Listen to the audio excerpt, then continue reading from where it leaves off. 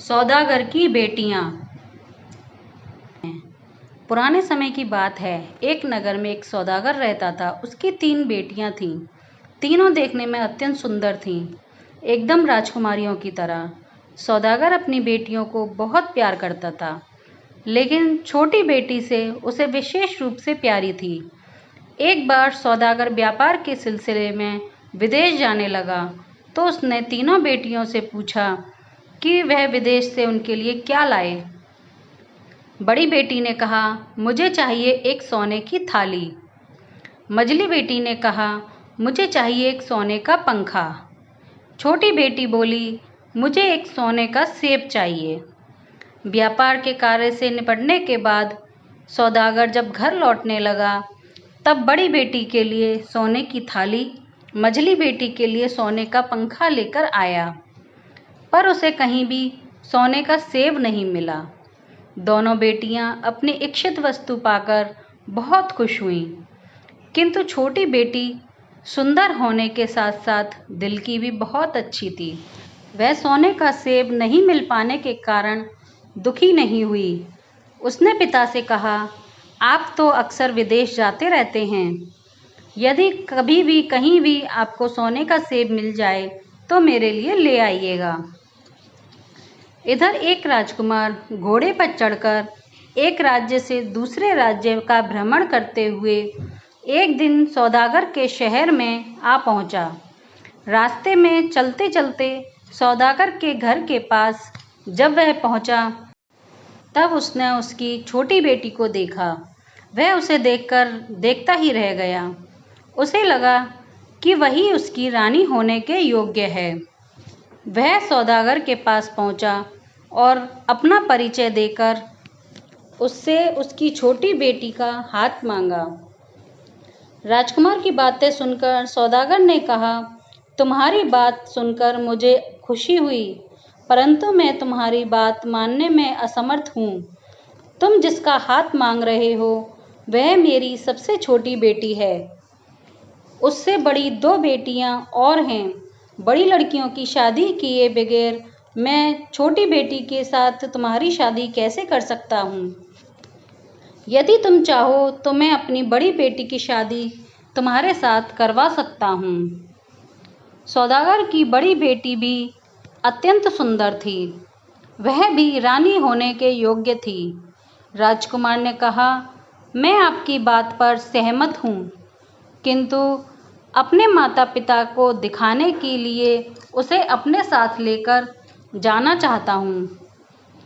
2 दिन के अंदर वापस ले आऊँगा। सौदागर की बड़ी बेटी को लेकर राजकुमार रवाना हुआ।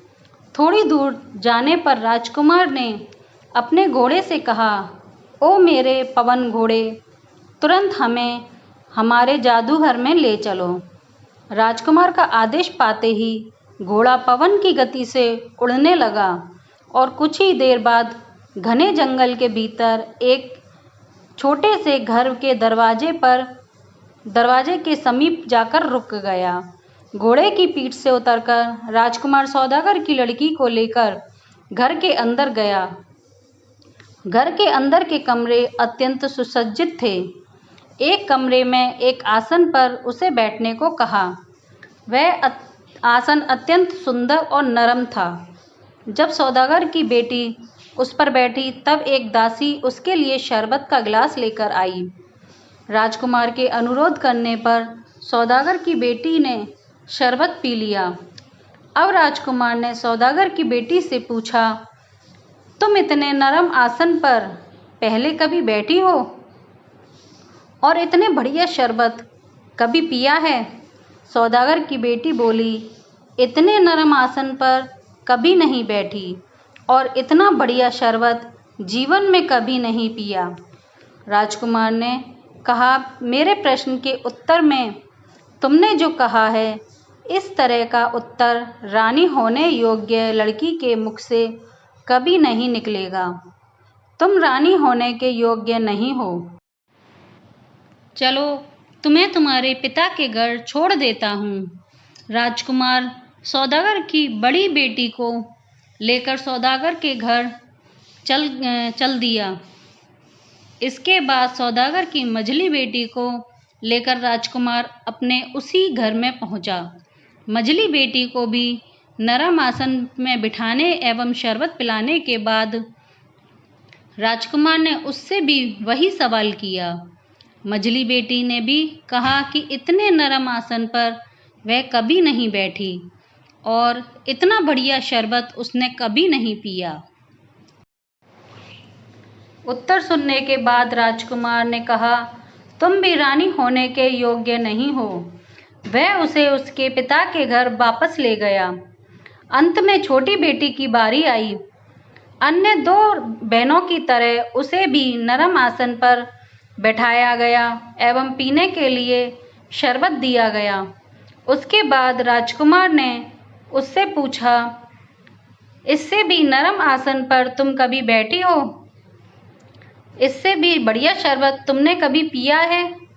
छोटी बेटी हंसकर बोली, जी हाँ, माँ की गोद इससे बहुत अधिक नरम है और माँ का दूध इस शरबत से भी अधिक मीठा है और सुस्वाद है। सौदागर की छोटी बेटी के उत्तर से अत्यंत प्रसन्न होकर राजकुमार ने कहा, तुम्हारे जैसी लड़की ही मेरी रानी होने के योग्य है। राजकुमार ने सौदागर की छोटी बेटी को उसके घर पहुंचा दिया और सौदागर को सारी कहानी बताई। सौदागर सारी बातें जानकर बहुत खुश हुआ।